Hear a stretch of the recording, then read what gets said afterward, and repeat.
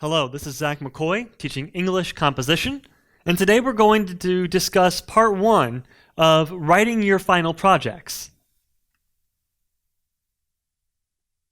So as we address your final projects, we're going to also talk about why these projects are important. What is the purpose of a 5-year plan? Why is it necessary to have an outline and to present an outline?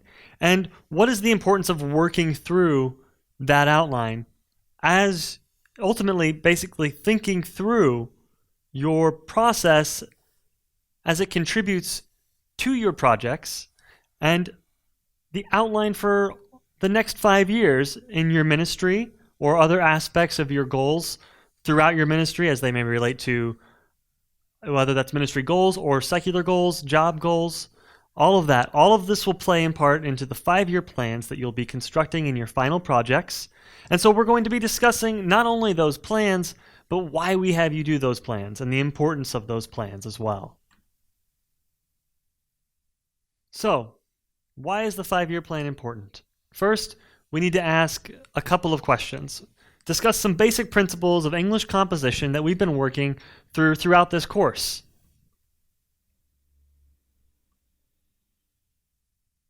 That is, why do we communicate? We communicate because we want someone to respond in a particular way.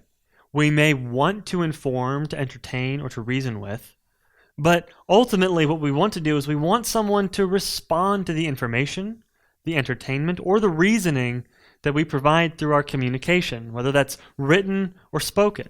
Think about two people saying hello. We've talked about this previously. What if one person walks down the street and says hello to the other? Does he want to entertain or inform or reason with? No, he wants the other person to respond to him. He wants the other person to say hello. So we communicate because we want someone to respond. And how does that focus, that want and response, how does that change our writing? Because our focus is no longer on ourselves, whether that's making ourselves look important, sound elegant, that we've really researched this idea. Instead, the focus of our writing is our audience. So, who is going to interact with your paper, with your project, with your sermon? Knowing your audience, that's one of the most important aspects of all writing. And how can I write this or speak this, communicate this in a way that my audience fully understands what I'm saying? So consider this. You use your words the way an artist uses paint. Let's take a look at two portraits, and as we look at those two portraits, think about the use that you have in being clear and unclear. Let's take a look at these two paintings. All right, this first painting is by an artist named Steven Johnson. It is certainly a unique painting, very abstract in general, but it's a very compelling painting. There's nothing to really complain about, with the exception of it's kind of hard to know what it necessarily means. Let's take a look at a different painting, a more famous one by Michelangelo. This is the School of Athens. This is a far more vivid portrait. You immediately know what's going on. You don't have to know. It's important to know that the two men here are Plato and Aristotle, but you don't have to know that in order to understand that this is some sort of school. There are these men and women discussing intellectual things. They're all communicating. You see we have an orb here. We have a man reading here. Looks like math and more reading going on over here. So we have these clues that this is some sort of school. It's a clearer picture. But let's think about this in relationship to writing. Think about this. Which painting is clearer? Why? Well, it seems the School of Athens painting is clearer because you understand immediately what you're looking at. The brain immediately comprehends there are people. They're looking at books. They're looking at certain mathematical things. They're reading. They're looking at orbs with stars in them, maps of the stars. So there's clearly humans interacting with intellectual things, some form of knowledge. So, which painting do you immediately understand? The one that's clearer or the one that's more abstract, the one by Steve Johnson? Now, There may be something in which you emotionally connect with the abstract painting in a way that you don't emotionally connect with the School of Athens as vividly. That's okay, if that's the case, but which painting do you understand first? Remember, we have to write in a way that the brain immediately understands for our audience. So, which painting do we understand more? The School of Athens. Why? Because it's presented in a more clear way. So, we have a need to write clearly rather than elegantly. If we use our words like an artist uses paint, then we can choose to paint clear pictures or unclear pictures. Why do we paint clear pictures with our words? Clearly, the clarity is the more important, right? So why would we be clear? We want to be clear so our audience can understand what we mean. With unclear pictures, the audience will misunderstand what we are trying to communicate. And when they misunderstand what we're trying to communicate, there's a greater likelihood that they will not respond in the way that we want them to. So then we will have failed in our task. If the goal of writing is to have our audience to respond in the way that we want them to, and if we write with a lack of clarity, that inhibits us from meeting that goal. That's the conflict of our want. So if we write unclearly and our audience does not respond in the way that we want them to, or doesn't know how to respond to the information, entertainment, or reasoning that we're presenting them, then we've failed in our effort to communicate. Now, how do we use words to paint clear mental pictures for our audience? First, we have to organize our thoughts. Think about it. You can't just begin to communicate to your audience and think, well, I'll just start talking and they'll be able to pick up on what I'm saying. They'll understand this and that. No, we have to organize what we're trying to say first. We have to know the general thesis and the general consensus, the general outline of what we're trying to say. Think about even this lecture. This lecture has several slides that I've organized. And so I know the natural order in which these slides will progress. I have to organize my thoughts in order for me to communicate well to you. And this is why the outline that you're going to be looking at right now is so important. It helps us organize our thoughts so that we may write clearly. And ultimately, that clarity is not for you, it is for our audience. So when you write for clarity, you write so that your audience can fully understand what you are trying to communicate, so that they will have a greater likelihood to respond to what you're saying in the particular way that you want them to respond. So now we're going to start by looking at the outlines of how to write your project. Now, we're going to provide you with an outline, and what we're going to be doing here as we go through this outline is you can begin to fill in those blanks so that you can begin to interact with your outline in a more effective way, so that you can interact and know the full process of all that you're going to be doing as you write your final projects. Now, why a final project as opposed to other types of papers? So in other classes rather, you might write a book review. You might write an exegetical, some sort of biblical study. These are all fine and good practices. But what you're going to be doing is writing 5-year outlines, 5-year plans. Why are these 5-year plans important? Why have we decided that this is a more effective goal for you than interacting with a book or other sorts of academic pursuits? Without saying that those academic pursuits are in any way bad, these 5-year plans are necessary for all of us because whether we like it or not, the next 5 years are going to pass. So we can either choose to organize those next 5 years so that we understand our goals, we understand how we're going to achieve those goals, and what provides us the quality of knowing that we have successfully achieved those goals in an effective way. Also, as we'll talk about here shortly, you'll have an overall goal, and then you'll have a 5-year goal, or one goal for each of the 5 years. Ultimately, that will lead to your final goal. Why is that? Your overall goal is going to be quite large and quite comprehensive. It's going to be a wonderful goal that will require a great amount of ministry and obviously help from others, full support from yourself, and help from the Lord. That understanding that goal is amazing. It's a fabulous step in understanding the ultimate end of the 5-year plan. However, if you have the final goal and you don't care about the goals 1, 2, 3, 4 in the first 4 years and you just have this final goal, you won't be able to achieve the final goal because goals 1, 2, 3, and 4, or the goals that you seek to accomplish in years 1, 2, 3, and 4, they all lay the foundation for you to achieve this final goal. It's building things up for you. It's to progress in a way that is logical, that is effective for you, and ultimately realistic. So, 5 years are going to pass, whether you plan for them or not. What this project does is it helps you understand and map out what these 5 years are going to hold, what each individual year of the next 5 years is going to hold for you, that you can plan this out, the finances, the goals, the team that you're going to use, the prep work that you're going to need.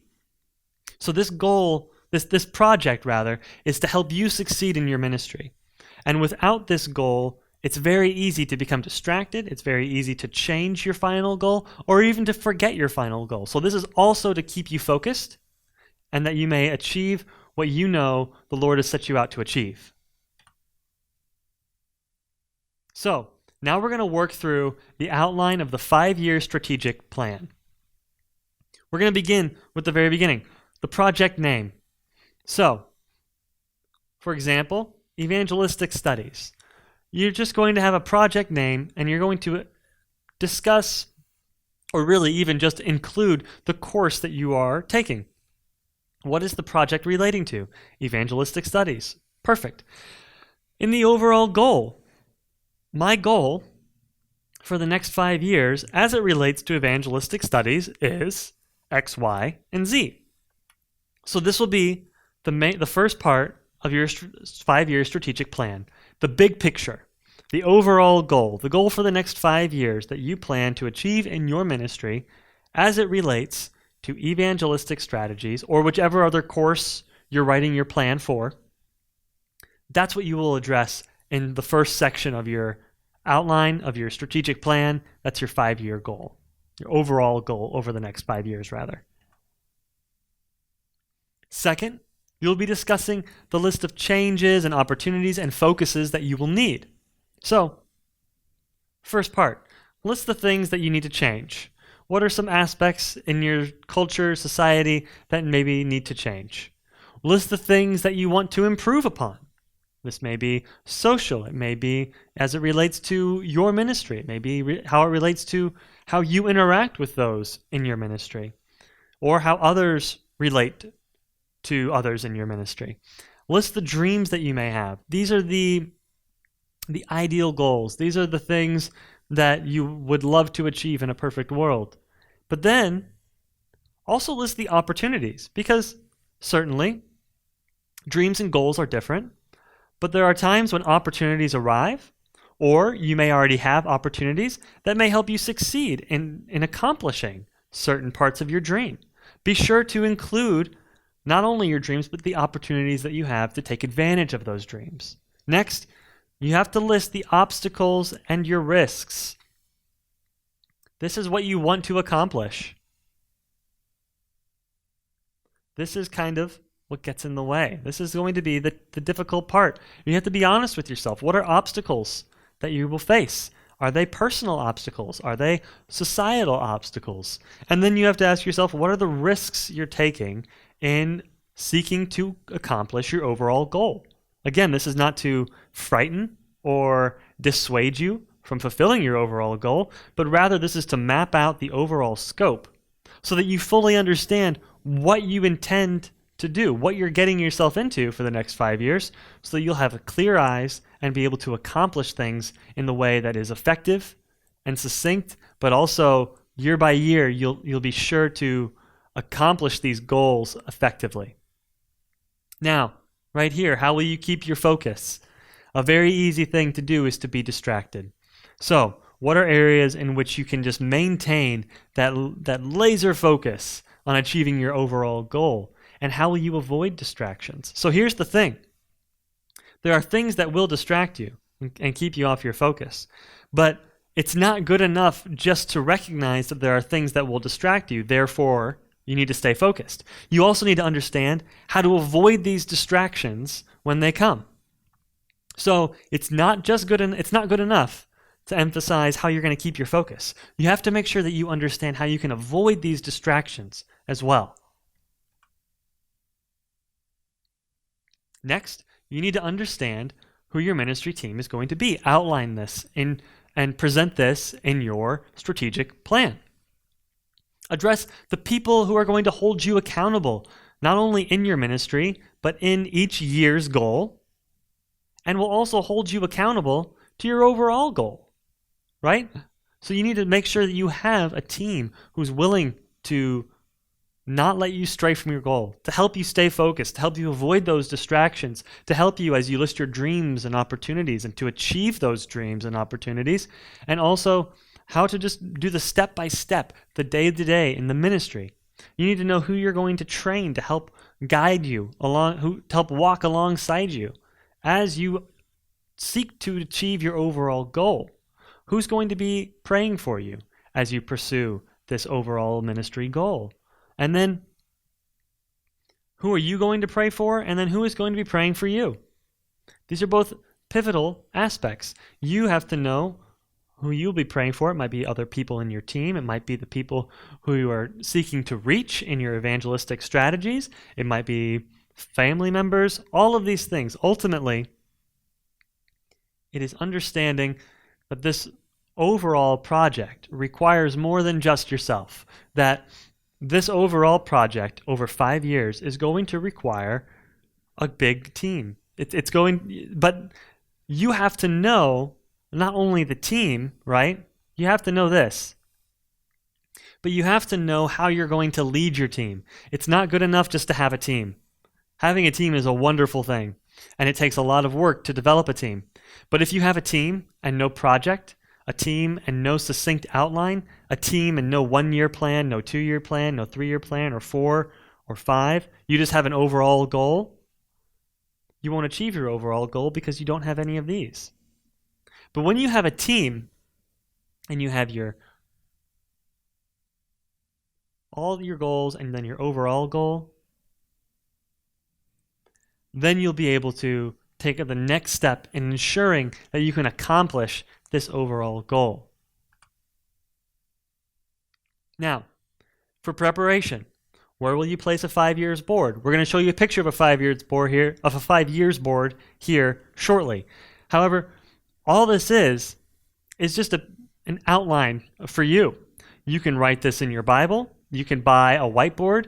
You can write this in cement on stone, put it on your wall. But what you can't do, you cannot write it on a piece of paper that you're just going to throw away. You have to make sure that it's something that you will always look at, that you cannot run away from. Again, avoiding distractions, keeping your focus, right? If you get rid of this 5-year plan, again, the next 5 years are going to occur. The next 5 years will happen regardless of whether or not you pay attention to them, regardless of whether or not you plan for how you are going to make the greatest use of those 5 years. Unless the Lord calls me home, and 5 years from now, I'm 5 years older than I am today. It's going to happen regardless. So, the 5 years plan, it's all a part of preparation. If you don't prepare, it's easy to get distracted. It's easy to lose your focus. It's easy to just get your eye off of the mark and to ignore all the plans that you want to do, whether that's your small goals between years 1 through 5 or your overall goal. So the next 5 years will occur. You have to make sure that you place your 5-year board in a place where you can see it, that you're constantly interacting with it, that it almost bugs you. It's annoying because it's always there because you know you have to accomplish it. But also, when you place your 5-year board in a place where you will constantly see it, will also communicate to your team that you are prepared to do this, that you are focused to do this, that you intend to accomplish these goals, and it will keep your team focused on the goal as well. So what will you be doing on your 5 years board? It's what you will need to accomplish throughout the 5 years, but also in your preparation, you also need to make sure what do you need to accomplish before you can even begin implementing your new plan. What are some foundational aspects that will help you get off on the right foot? Or that's more of an idiom. What I mean is starting well. What are the things that you can do to help you start well? So let's take a look at that 5-year board. Here we go. We have to-do list right here. We have the things in progress here and the done here. So here are all of the things that we have to do. Here are all the things in progress, and then we can continue to move over things that we've accomplished. This is just another way to keep ourselves accountable and to keep ourselves accountable to our team, that we are focused on achieving our small goals so that we can achieve our overall goal. We have to make sure that we adhere to this 5-year plan. This is how we can accomplish the ministry goals that the Lord has put on our hearts. It's wonderful to have these grandiose ideas, again, but unless we take the necessary steps, right, to do the 1, 2, 3, 4-year plans, we'll get distracted, or our goals will shift, or we may decide, well, this part of the goal isn't as important, so we forget that goal, that part of the goal, when in reality, that part of the goal is very important. So we have to make sure that we keep in touch with our overall goal, with our year-to-year goal, and the way to do that is by having a 5-year preparation board. Again, you can write this in your Bible. You can write this on a wall. You can write this wherever. You can buy a whiteboard if you need to, or a cork board, or any of these things. But you have to make sure that you have this plan in front of you, that you're constantly aware of it, that it's not something you can hide away from, it's not something you can throw away, that this is something that you have committed yourself to doing so that you can commit your ministry to the Lord, and that you've committed the next 5 years to achieving these goals so that you can fulfill your overall goal, as we talked about earlier, in evangelistic strategies, if that's the course that you're writing for. All of these pieces play together so that you can ultimately fulfill the goal that you have set out to accomplish and the goal that you feel that the Lord is calling you to achieve.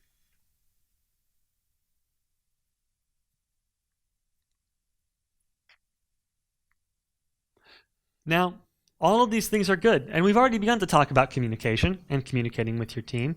But if you have a good team, if you have your list of things you need to change, you have your overall goal, if you have your preparation board, that's all wonderful. But we have to make sure that we can communicate well to our leadership. So how do you plan to communicate your plan to your leadership team? What will be your marketing strategy? This may change based on your goal or the scope of your plan. A marketing strategy may change if you have a plan that has more finances necessary than a plan that doesn't. But without communication, then your team won't know what you're doing. So we have to communicate. Again, what are some principles of communication? We communicate to someone because we want them to respond in a particular way. So when we are doing this as leaders, when we're communicating as leaders to our team, we're communicating aspects of our plan, whether that's our plan for year 1 or our overall plan. We're communicating these details so that our team can respond in a particular way, so that our team may know the overall scope and the overall focus that you have as a leader for this year or for this overall goal, and how you can accomplish them, and ultimately how your leadership team can help you accomplish them. So, communication is of vital importance. And another way of communicating, both to yourself and to your team, is developing a marketing strategy. Again, that will be more fluid based on certain aspects of your project, but this is a pertinent and pivotal aspect of communicating. So you have your financial budget in point 6. We have year 1, projected revenue, and then projected expenses. The same for year 2, and the same for years 3 through 5. We'll be talking about this aspect in greater detail in the forthcoming lesson. But financial budget. Do all of your projects, or will all of your projects, have a financial budget option? Not necessarily. And if they don't, just say that the financial budget is not necessary for this particular project. That said, why should we worry about money? It may sound perhaps unspiritual to worry about money, that we aren't trusting in the Lord enough. We're not saying to be fearful, right? This isn't sketching out a financial budget, sketching out a 5-year plan is not being fearful. It's not trying to control certain things. It's creating a plan so that you won't be surprised. It's creating a plan so that you can actualize the goals that you want. So, the Lord has created a world where money is a necessary part of living. It's a necessary part of getting what you need to. It's certainly helpful. It's not something to worship or chase after, but we're going to have to use it in any project that we do. Even in a project that isn't going to require a financial budget, undoubtedly you'll be spending some amount of money. You may have to spend money to buy food necessary to feed your team. Who knows? But all of these things are pivotal in helping you succeed in your 5-year plan, and succeed in achieving your overall goal. Why? Because if I don't know how much money I project to earn, and I don't know how much money I expect to spend, I guess the better question would be, if I don't know how much money I expect to earn, how can I even guess how much money I have to spend? And if I don't know how much money I have to spend, what if on year 1 I have $20 I can spend? Well, maybe that's because I need to earn more money, and then in year 2, as I continue with my goal, then my projected expenses are $40. It's double. It's 200% more. Why? What if the small goal of year 1 is to become more financially viable? So then you can expend more because you will be gaining more money. You'll be having more revenue. Again, money is not something to idolize, worship, or chase after, but it is a pivotal part in succeeding in certain aspects of your goal. Again, this is not what we rely on. We rely on the Lord. We rely on the strength that comes from the Lord. But money is an effective tool to help us accomplish these goals. So that's why in the projects where it's necessary, understanding a financial budget and mapping out that financial budget is pertinent and pivotal to help you succeed in achieving your goal. Next, your final aspect of the outline is implementation. So on years 1 through 5, it will all be the same 3 main aspects. 1, what are your goals for that year? 2, how will you accomplish them? So you have these goals. How do you plan on accomplishing these goals? And then 3, how will you measure your successes and your failures? That is, how will you measure whether you succeed or whether you fail in accomplishing your goals? Now, this part will require honesty. 1, it's amazing to succeed. Praise the Lord that we succeed. 2, it is not awful to fail. You have to make sure that you record your failures. Why? Because if you don't record your failures, you're not going to be able to learn from your failures. But if you do record your failures, you're able to understand perhaps what led to that failure. What were the steps that you took that made this failure more ready to appear? What made the failure occur? Was there stuff that you did previously? I know in my life, in the first semester of one of my postgraduate degrees, I did not plan well. As a result, there was, towards the end, what felt like close to failure. If I were to just ignore that semester, I wouldn't be able to learn from it.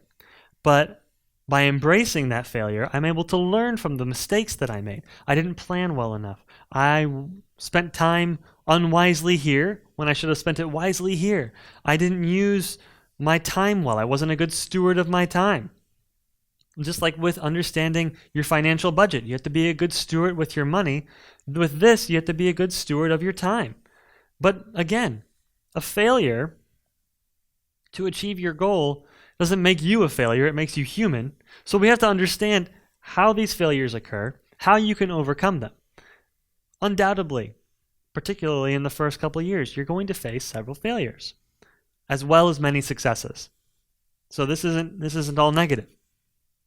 but we have to be able to learn from our failures, and we have to be able to learn from our successes. What were the things that we did, that we implemented, that we accomplished, that our team helped us create, so that we were able to succeed in accomplishing our goals for year 1 or year 2? So again, how do you implement the goals that you have for each year?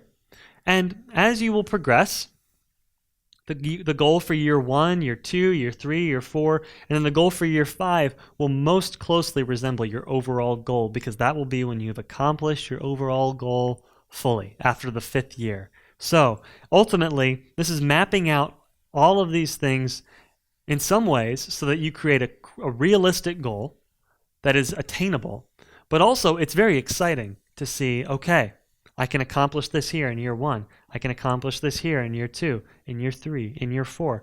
You begin to see that this overall goal that you may have, this dream, this opportunity that you may have envisioned, is far more attainable than just the overall goal when you break it down into 5 pieces. 5 years. How are you planning to accomplish this? Then you're able to realize that this lofty goal that you presented for yourself, that this lofty goal perhaps the Lord is calling you to achieve, is far more attainable. You just have to make sure that you scale this out. Plan it on it in the 5 years. All good ministries recognize that in order for change to occur, it's going to take more than 1 year. You can't change the world in 1 year. Year 2, you'll get closer. Year 3, you'll get closer. Year 4, and then year 5, you'll be able to, hopefully, be able to implement the change that you have sought to pursue in your overall goal. Now, this outline. Why is it important? Planning ahead does not come naturally to us. It's something that we have to train ourselves to do. No one likes to plan ahead. No one enjoys mapping out the 5-year plan. Now, let's talk about what planning ahead is not. Because sometimes, and I know I've done this, we try to over-spiritualize things. So, well, each day has a worry of its own. Don't worry about tomorrow. So I'm not going to plan ahead. There's a big difference between not worrying about tomorrow and planning for tomorrow. So don't allow yourself to be deceived into really a form of laziness by not planning ahead. We plan ahead even though we do not know what the day will hold or what tomorrow will hold. There's a big difference. We don't need to worry about tomorrow, and we don't need to know that tomorrow is insured to us, but that doesn't mean that we shouldn't plan ahead. Rather, planning ahead helps us actualize and figure out how to actualize our overall goals. Now, when we communicate without planning, we're all over the place. It's difficult to follow our thought. Think about communicating with your team. If you don't have an outline, if you don't fully understand what you're wanting to communicate to your team, you have the greater likelihood of rambling. What is rambling? It's when you just start talking and you don't really know what you're saying or what you're trying to communicate, and ultimately your communication becomes muddled, unclear, difficult to follow, and then your team doesn't know what you're doing. Now, why would that be the case? Why would you communicate in a way that would be rambling? Perhaps because you failed to plan ahead. Again, planning ahead is of utmost importance in achieving your long-term goals. Now, what happens when we speak all over the place? Our audience can't follow our thought. Whether that's our team, whether that's a group of people we're communicating with, whether that's our audience and we're delivering a sermon. If we speak and we don't know our outline, if we speak and we just decide to ramble, it shows a great dishonor to our audience, because then why would it be offensive to our audience? Because it illustrates to our audience that we didn't plan enough to value their time, to value their thoughts, to realize that my thoughts, I need to communicate this in a logical order so that my audience can understand what I'm trying to say, right? So that's why, again, this outline is of utmost importance, because not only do we need to have an overall goal, but we need to be able to trust the people who we're communicating with. Trust our team to say, here's what I plan on doing in year 1, and here's why I put it in year 1. Here's what I'm planning on doing in year 3. This is the midpoint of my overall goal. This is where I plan on getting X, Y, and Z done. We have to have an outline so that our team can follow our own thought. It's of utmost importance. It really is. Now, if our audience cannot follow us, we failed at our task. And why is that? Because we don't communicate to inform or to entertain or to reason with someone. What are we trying to do instead? We're communicating because we want our audience to respond in a particular way. Take a look. You see, we're not communicating for this. We don't have this goal in mind, entertaining or reasoning. What do we want to do instead? We do communicate to present information, entertainment, and reasoning so that your audience has a greater likelihood of responding in the way that you want your audience to respond. Now, how is that different from creating an outline with a goal? It's slightly different. With a goal and an outline, a 5-year plan, that is for you and your team. When you communicate this to others, you want to be able to communicate this clearly and effectively. One way to communicate that clearly and effectively is to have an overall plan. When you have an overall plan, you will be able to present your information in a compelling and unique way, ultimately, so that your audience can respond in the way that you want them to, so that your team can respond in the way that you want them to, by presenting your thoughts clearly. So, in order to write so that your audience can respond to what you are communicating, in order to communicate so that your audience can respond to what you are communicating in the way that you want them to, what do you need to do?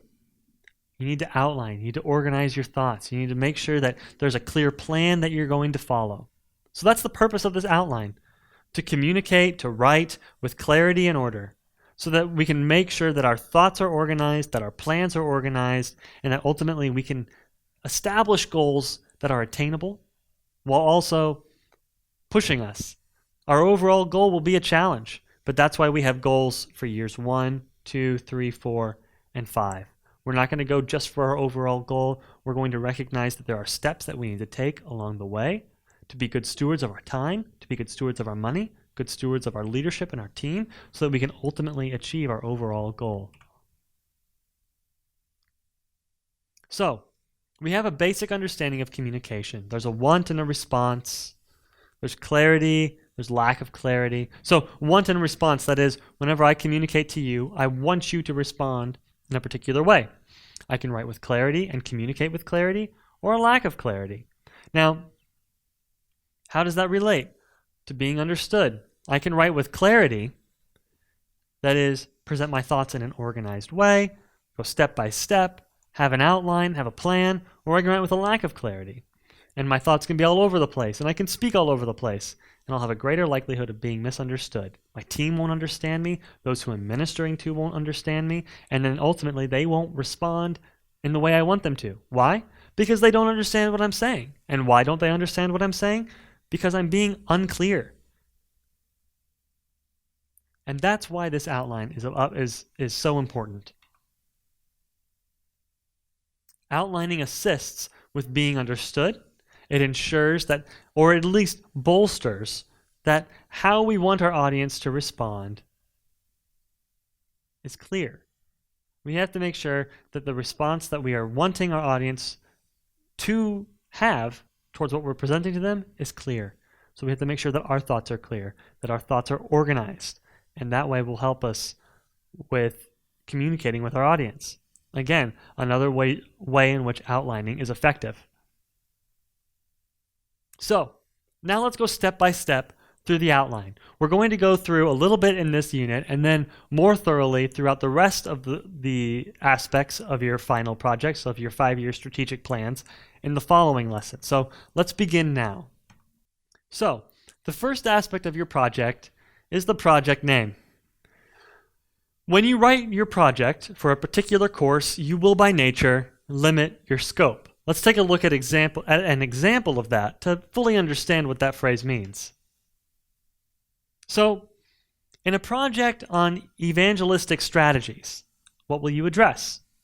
Will you address expository preaching, New Testament theology, biblical Christianity, all these other courses you may be taking?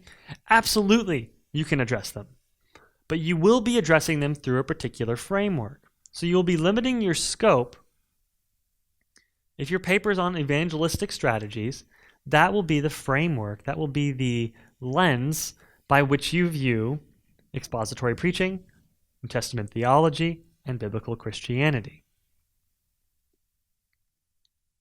So, you will discuss these other aspects, but you also will discuss them as they apply to evangelistic strategies. So, in a paper on evangelistic strategies, you are not writing a paper on New Testament theology. Does that mean that you cannot include New Testament theology? By no means. You should include New Testament theology. But it is not a paper or a project on New Testament theology. It's a project on evangelistic strategies. However, or as a result rather, when you do address New Testament theology, you will do so as it applies to evangelistic strategies. So do you see how that limits your scope? When you talk about evangelistic strategies, that is the main topic.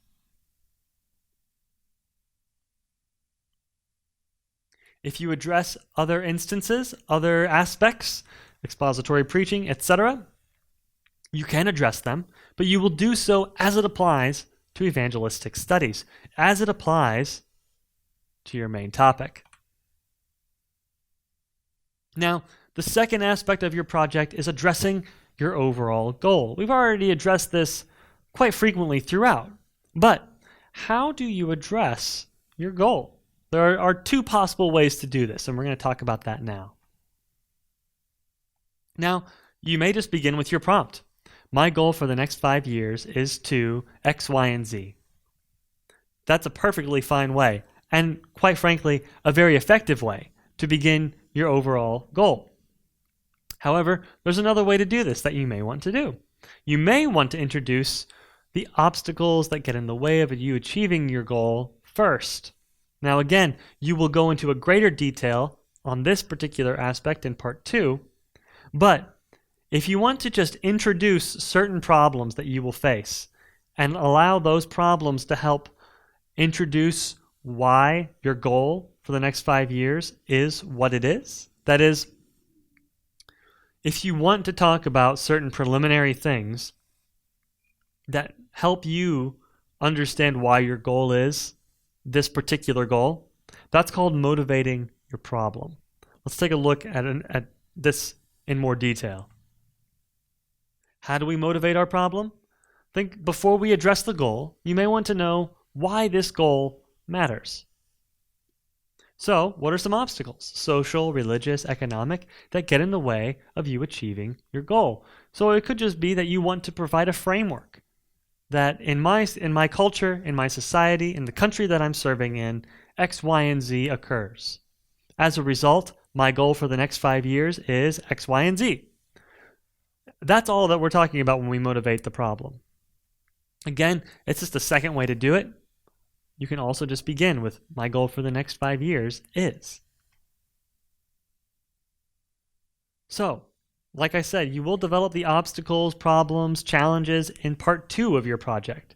But by discussing some of these aspects, by introducing some of these aspects, and then allowing your goal as an effort to solve those problems, that's also an effective way to introduce the overall goal that you have for your 5-year strategic plan.